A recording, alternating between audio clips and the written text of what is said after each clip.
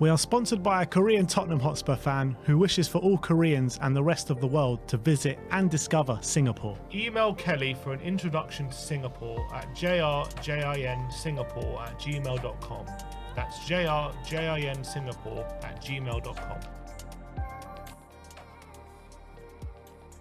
What's going on, people? We are Tottenham TV back here for another episode of Player Ratings, as Spurs did beat the K-League All-Stars by 4-3 in a thrilling encounter, which I did feel it did lack a bit of quality, particularly in the second half when I think the heat and the the circumstances really did take their toll. But we are here to give our player ratings. Going to start off with Vicario. I'm going to give him a 6. I mean, not much in it from Vicario, was there? I don't think he had much to do throughout the 45 minutes he was on the pitch. Don't remember him really making a save. So, just not much in it from him. Yeah, he only played the first half. Obviously, we were 3-0 up at that point and actually pretty much in control of the game. And he had a few shots to contend with. I don't remember too many on target, to be honest. I remember a few flying past the post. So not too many saves. So, yeah, 6. Pedro Porro, I'm going to give a 7 to. I thought he played fairly well. I think he's growing in this pre-season as well. You're really starting to see him get back into his rhythm. I thought he was contributing to the attacks really well. Passing was on point for the most part. And in terms of defensively, he had a Yan Min-hyuk to deal with, and I think he did that fairly well. Yeah, pretty solid display. I think Yan Min-hyuk was probably the K-League's most dangerous player, but apart from the odd time he was able to get in behind, I thought Porro dealt with him. And on the ball, he had showed a lot of quality, as you usually does, and he seems to be getting better and better with each game, Porro. So, I agree, a 7. Emerson Royale at centre-back, he was the player that played the most minutes for Spurs throughout the game yesterday, was 70 minutes. And look, I think he did a good display. First half, not much got past him apart from he got absolutely torn apart by Yan Min-hyuk at one stage where he got turned massively. But apart from that, I felt like in the second half he was coming under a bit of pressure. And he was found out a little bit, but I'm going to give him a 6. Yeah, I was going to give him a 6 as well. He did make that really, really great challenge in the first half where he actually faced a 2-on-1. It was Yan Min-hyuk and another attacker, and Yan Min-hyuk, he was able to hold him up, and then he passed the ball down the line and was able to make a really great recovery challenge and actually win the goal kick as well, with the fouling challenge coming back off the K-League striker. So that was a really good piece of defending, but he did get spun on that one occasion, but I think by and large he defended pretty accomplishly. So I'd give him a 6. Ben Davies up next, who played at left centre-back. Another standard Ben Davies display, really. Not too much bad in it, not too much good. I'm going to give him maybe a 6.5. I think he was a bit better than Emerson. Do we do 0.5s now?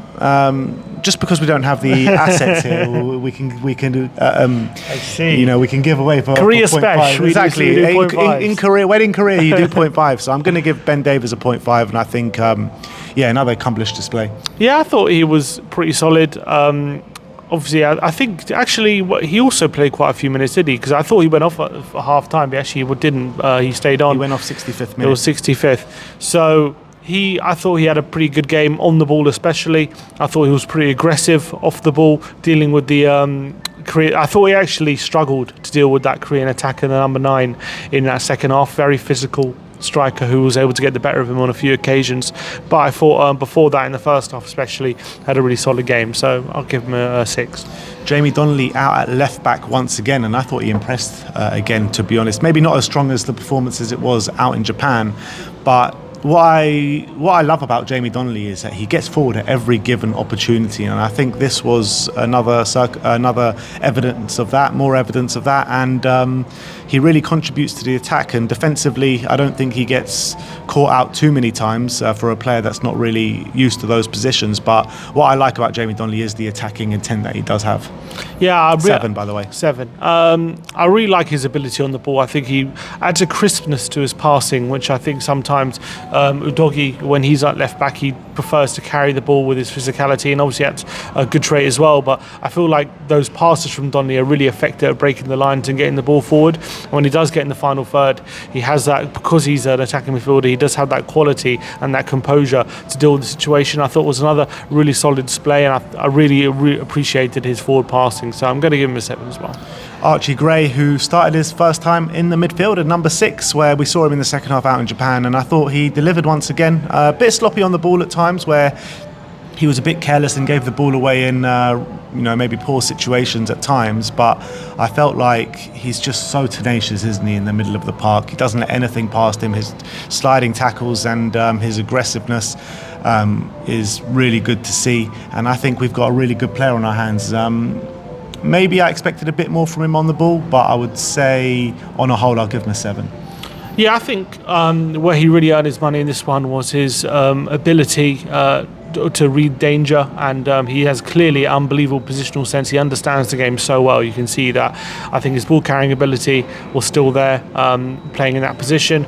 I just thought his passing, when he was asked to be a bit more adventurous with his passing or a bit quicker with his passing, he did falter on a couple of occasions, especially when he was in his own half and he had to make some quick decisions.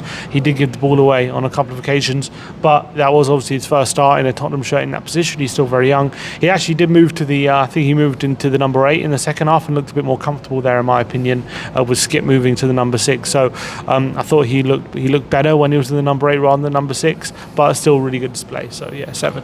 Pape Matar Sarr, who only lasted 45 minutes, did go off at half time for Ollie's skip. I was a bit frustrated with Pape at times. I saw a number of times, actually, a couple of his teammates screaming at him because he was being fairly careless on the ball.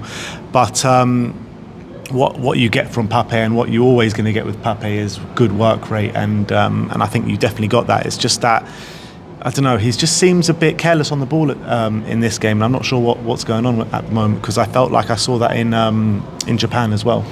Yeah, I thought he put really good energy into the midfield, and he did a lot of running and was a lot of the legs. But and as Ange said, Lucas Bergwijn and Archie Gray still kind of getting up to speed physically, and maybe Sarr had to compensate for that a bit in this game. But on the ball, definitely wasn't his best game. Still getting back into the swing of things in pre-season, but albeit did have a stronger showing against QPR, but against Vissel Kobe, and in this one wasn't the best. So yeah, I'm going to give him a 6. Yeah, I think I'm going to give him I'll go for a 6 as well. Let's move on to the forward line. Brennan Johnson out on the right-hand side. I'm going to give him... Bergwijn. Oh, sorry, Lucas Bergwijn. How could I forget Lucas Bergwijn in the 10? I thought he was brilliant, to be fair. For me, the best performing midfielder on the pitch from the first half. He's so silky. Whenever he gets on the ball, he's looking to make that forward pass, looking to make something happen. And he's just one of these players that, when he gets the ball, you're just so excited to see what's coming next. You don't know if he's going to go left, you don't know if he's going to go right. So silky on the ball. He had attempts on goal, he hit the woodwork at times, and I was so excited to see that midfield 3 in general, because you've got 2 18-year-olds. You've got Pape Matar Sarr, who's 21 years old, and this could be the midfield that we be seeing at Spurs in the future for many years to come. And yeah, maybe we expected a bit more in this game, but I thought Lucas Bergwijn is just such an exciting player, and you're looking at in my opinion, I know it's just pre-season and maybe you can't go on it too much, but I think you're looking at a top player in the making. Yeah, I thought he was, and it was another silky performance. What I really like about him is when he gets the ball, he is so good at his disguised passes. He looks like he's about to shape for either a switch. Pinpoint every time, aren't they? He looks like he's about to shape for a switch or shape to pass to one way, and then he quickly goes the other way, and he keeps you guessing. And you don't exactly know where he's going to go, and that is really vital. And it's something that a lot of the great midfielders, it's how they stayed on top of the opposition with these little disguised passes, and it's really, really impressive that at such a young age he has that understanding to be able to pull a lot of these passes and get the ball forward and press the ball with his ability on the ball, his ball carrying clearly. He does these little flicks around the corner of players and gets past players effortlessly as well, which is another feature of his game. And when he does get into the final third, he's asked to pick the lock and provide a little creative pass and create a chance. He has that ability to do that as well. I don't think we saw it too many times in this game. We did see it a couple of times, and I think it's telling that he had that start against QPR, got injured, was off the bench against Vissel and then put in straight away in this one. I think that tells me that Ange is really looking at him this season as a player who's going to start quite a few games. Absolutely. So another really good display from Lucas Bergwijn. I'm going to give him, I think, 7.5 for me. On the right-hand side, Brennan Johnson, I thought he could have done more, to be honest. I'm going to give him a 6. I thought when you're looking at the other players in the front line, Deki and Heung-min Son, they just provided a lot better than Brennan Johnson. I felt like Brennan was really frustrating. He didn't get a goal contribution, did he, throughout the game, scoring when we did score 4 goals. And I felt like every time he got in those positions, he wasn't incisive enough, wasn't clinical enough, and he didn't provide for us essentially. So I expected a bit better than from Brennan. So I'm not sure if I just gave him a rating, but I'm going to actually give him a 5. Yeah, you gave him a 6, but you changed it to a 5. I'm going to give him a 5 as well. I thought it was probably his quietest game in pre-season so far. Didn't really impact the game in terms of getting wide and getting beyond his defender, getting those crosses across the face of goal. And sometimes with Brennan, if he's not doing that, if he's not getting that joy on that side, he's quite one-dimensional, and then he goes missing a bit. He did have that opportunity where Bergvall found him at the back post and he hit it over, but he was offside anyway. So even that one opportunity he did have wouldn't have counted. So it wasn't a great day for Brennan. Did only play 45. Did he only play 45? Brennan. No, he didn't. He played longer. 65. Yeah, wasn't a great game for Brennan, to be honest. I don't think he frustrated. He's just anonymous. Didn't really get on the ball much. So going to give him a 5. Left-hand side, Son Heung-min, my man of the match. I thought he was absolutely unplayable. Back in Korea and back amongst the goals and back amongst the worldies as well. 2 brilliant goals from Sonny. He definitely should have had a penalty as well in that first half. I don't know how the referee didn't point to the spot. He was clearly clipped and he looked really frustrated. And you could see his leadership abilities coming out in this game, where he was, shouting at players, telling them where to be, telling them to up their standards. And I thought for the whole time he was on the pitch, he was absolutely brilliant. He was running at players, he was beating players. The first goal, proper out the Sonny playbook. We haven't seen one of them in a while, curling effort into the top corner. And second goal, what lovely link-up play with Dejan Kulusevski. And Sonny starts the move, doesn't he? Ends up burning a player, putting it through his legs with a little nutmeg and slotting it in the bottom corner. So, he really turned up for his Korean fans today. Yeah, yesterday. I thought... Yeah, he was 9, by the way. 9. I agree with that. I think him on the left wing, he was causing the K-League defence all sorts of problems, whether it be on the left-hand side or when he was cutting inside and going on amazing runs, sometimes even across the whole box and trying to get the shot from the right-hand side. That happened on 1 or 2 occasions as well. Involved in, obviously scored 2 goals and then heavily involved in the first one as well with a really good run and a shot which the keeper can handle, and Deki used his poacher efforts to score. And it was a goal from the Sonny zone, which he said he hasn't really been scoring from a lot recently under Ange Postecoglou. Maybe it's a sign of him being able to find those pockets of space in that zone, which we know he likes to find. And obviously 2 really goals of the highest calibre, you have to say, really brought his A game to this one. It was a spectacular performance from Sonny. And as you say, the captain was really making sure that the players were doing everything they can on the pitch, always encouraging them, but not just encouraging them, also having a go if he didn't feel like they were, doing the right things or being in the right areas. And it was funny you mentioned that penalty, because it's funny because the half-time whistle goes and he just scored 2 goals. You think that penalty's not in his mind, but the first thing he did at half-time was go up to the referee and remonstrate with him. Oh, he did it in all light-hearted nature with a smile on his face, but he was clearly telling that referee, you should have given me a penalty. Tell you what, he didn't have a smile on the face when the ref didn't point to the spot, though. No. He was so angry. Did you see that? Yeah, I did. He was lying on the floor, wasn't he? Smashing the floor as well. Furious. But it's funny. You just think, after scoring a brace, in a pre-season friendly. Yeah, that would go to the back of his mind, and there's the water under the bridge. That's just the nature of the man, doesn't it? But he still, he scored 2, but he's still thinking about that penalty he should have had, and definitely should have had one. Moving on to the second half. Deki. Let's go into Deki. How could we forget? Unbelievable performance from him. I'm going to give him 8.5. I thought he was brilliant in that first half. His link up with Sonny was sensational. Gets his first goal, which was a shot from Sonny that he picked up the scraps on. I actually think the way he picked it up, the ball was behind him, was actually underrated how well he did to get to that and put it in the back of the net. And then obviously the 1-2 that he played with Sonny, which is becoming a bit of a hallmark of this pre-season, these Deki assists, and he's really putting himself...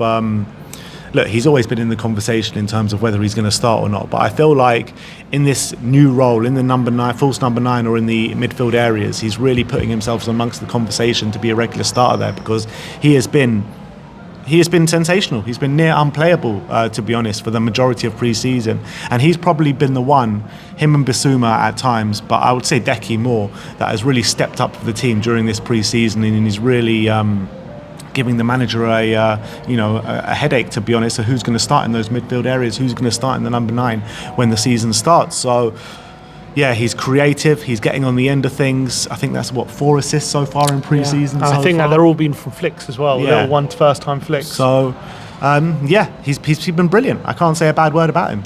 And it just makes such a difference when he's in the central areas, especially in the front line, and he's able to hang on the ball a bit and sustain attacks and find teammates and link the play, which I feel like as much as I've been an advocate of Son up front, that's one of his definitely flaws in that system. He doesn't really do that as well. I thought there was a period last season where he was doing it all right, but obviously that tailed off near the late second half of the season. But when Deki's in that position doing it and doing it such high quality, because he knows that's kind of his game, having players in and around him, being really kind of accurate and sharp with those flicks and passes and in quick interchanges as well. And he's really, really good at doing that. And he's adding these parts to his game where he's becoming a bit of a poacher. We saw that against Sheffield United with his 2 goals. He's getting those positions, and he did the same here with a really great finish, and an underrated finish, because not a lot of space to aim at. He was able to get into the roof of the net, I think with the aid of a touch of the keeper, but really good poacher's finish as well. And if he's going to carry on performing like this, it is going to give definitely Andrew a few selection headaches in terms of where does he play Deki and what's his best position, and in terms of if we are signing one more forward, what is that forward? Is it a number 9 or is it going to be a winger? And I'm sure these performances from Deki have made Ange give him a second thought in terms of what we do with that. So really, really great performance from Deki, who's really, as you say, is really flying in pre-season, and really impressive. And that's what Ange said. That's the beauty of Deki. He can play a number of positions. And you know what? This is what I've been calling for. Maybe not. Haven't been calling him for playing the false 9, but the central areas in the pitch where I feel like, particularly in this system, he's going to flourish the most. He was always wasted, in my opinion, out on the right-hand side in the Ange system, and it's great to hear that Ange, he pretty much feels the same way. He's training in the central areas, he's playing in the central areas. We haven't seen him out on the wide once so far this pre-season, so music to my ears. Let's go on to the substitutes. Brandon Austin came on at half-time for Vicario. I'm going to give him a 4. I thought he comes on within 10 minutes. We've conceded two goals, and one of the goals was a really bad mistake, in my opinion. I think he got a hand to it, and it just went through him, really. The second goal, I think that was. It was a ball across the face of goal. He didn't get enough on it, and it kind of just fell to the striker who had to tap it. That was it, yeah. And I felt like it was definitely his fault. If the keeper should be doing better in that situation. Did end up conceding 3 goals in the space of 45 minutes, and I think he's impressed so far in pre-season, but this is probably the worst of the bunch. Yeah, there was one moment he did make a stunning save with his fingertips from, I think he prevented it from, I think it was going from to 3-3 at that point, tipping it round the post. That was a good moment for him. But I think the goals we conceded, I don't think he could do much with the diving header, but I felt the second goal where he got a big hand to it, he could have really forced it wide and didn't do too well there. And the third goal, it was a sensational volley by the player from the K-League outside the box from 25 yards, but Brandon was definitely caught in no man's land for that goal, and if he was in a better position, I'm not really sure why he was in that position. I have to watch it back. I don't know if he had an altercation with one of our players. I think maybe he bumped into one of them, albeit didn't really cover himself with much glory either way with that moment. So his wasn't a great display from him. James Maddison up next. I'm actually going to give him a 7. He came on at half-time for Lucas Bergwall, got the captain's armband as well when Sonny went off. And I feel like he was trying to take that responsibility on the pitch where, it was a hard game, grueling, with a lot of tired players in the start of that second half because of the heat and everything going into it. And I felt like he gave us that fresh impetus in the second half. And he was trying so hard to get on the score sheet. He had so many shots, didn't he? And he was trying to knit the play together, and he was definitely our most creative player, and I felt our best player in the second half, albeit we didn't have too many stand-up performers in that second half.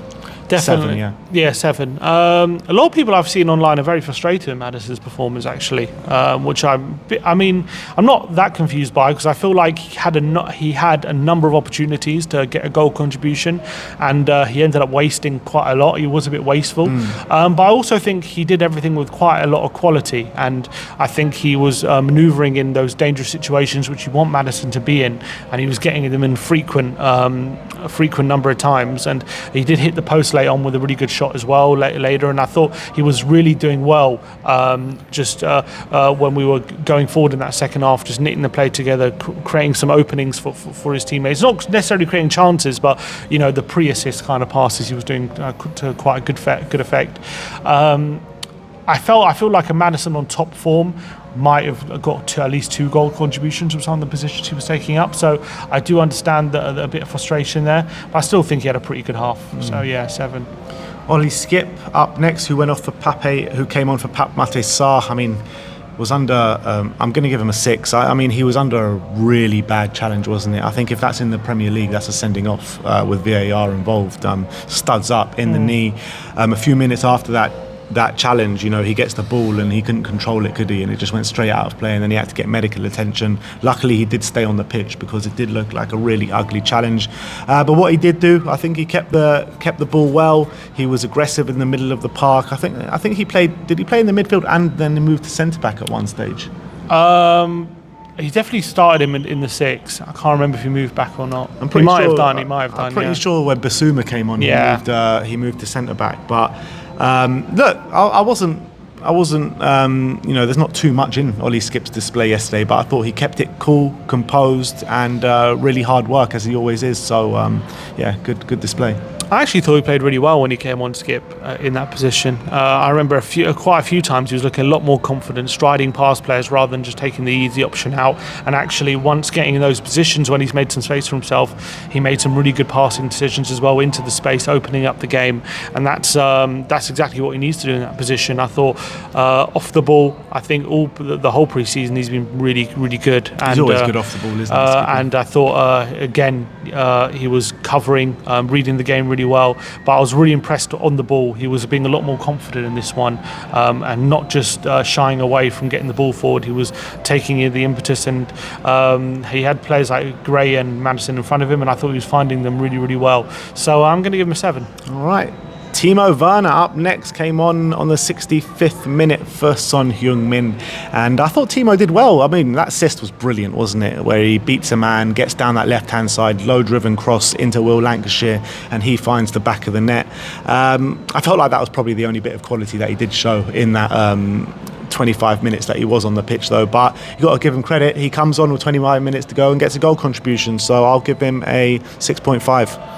It's just a classic Werner, isn't it? That assist. I've been saying all along, he's literally got that assist in his locker down pat. Like everyone knows now, in that position, when we're on the move, when we're going forward, if we get the ball out to Timo, he's going to take on his man, he's going to shift to the right and then burst down the left and get the ball across the face of goal on his left foot. And he's very, very good at doing it. And he's very accurate at getting those balls across the face of goal with his left foot.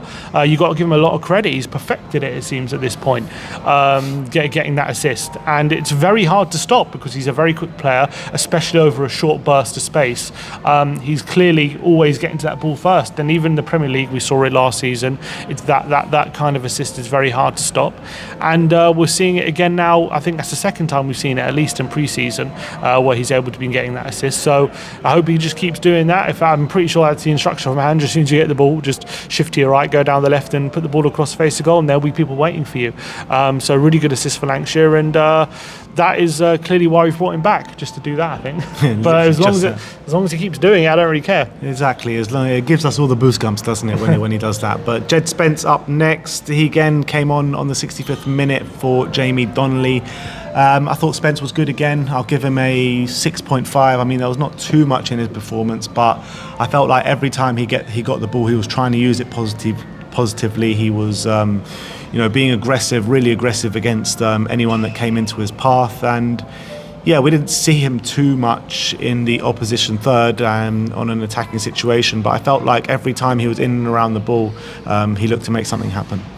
I'm going to give him a 6. I thought he was pretty solid, nothing too spectacular, gave the ball away a few times, wasn't able to influence the game as he has done in his other previous performances. So yeah, I'm just going to give him a 6. It was a pretty standard display. George Abbott, who came on for Pedro Porro again on the 65th minute. I mean, we made a number of changes on that minute, and you know what, George Abbott, I'm going to give him a 6, but I actually like what I'm seeing from him in terms of his energy and application on the pitch. He seems to get around the pitch really well in terms of no, he seems to have good stamina where he's non-stop running. This guy, he's like a box of energy, got like batteries and like tied to his back or something. But I do think that we need to see a bit more quality from him on the ball. But I like his energy. Yeah, he had that one moment where he had that effort that fell to him on the edge of the box, which he ballooned over the bar. That was probably his big moment. But I do think the inverted role, seeing as he does play midfield a lot, well, he plays everywhere, he's very versatile, but the inverted role he does seem to like it, getting on the ball. I'm going to give him a 6 though. I don't think he did too much as well to influence the game. And as well, I thought he was being caught out. I think both him and the other fullback, not just Spence, but Porro, before he went off, but were being caught out quite badly on the wing. So don't think he had the best defensive game either. Yves Bissouma again came on the 65th minute, this time for Ben Davis in the 6th, and then Skippy, I think, moved back into the defence. I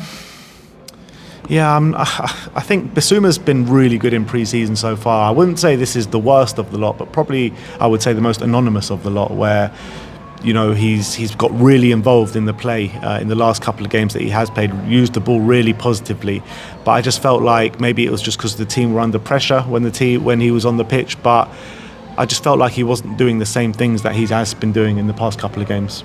Yeah, I'm going to give him a 6.5. I thought he was pretty decent. I thought there were some really good moments where he was when Spurs were on the attack, he was striding into the space and getting the ball forward. Off the ball, again, it wasn't the best from him, especially being in the 6. He was being caught out quite a bit, but I did think he also did a lot of good things. I don't think it was too much memorable about that performance. I think at that point, when he came on, it started getting a bit end-to-end, and K-League were pouring forward, we were countering. So everyone seemed to be bypassing the midfield at that point, but I'm going to give him a 6.5.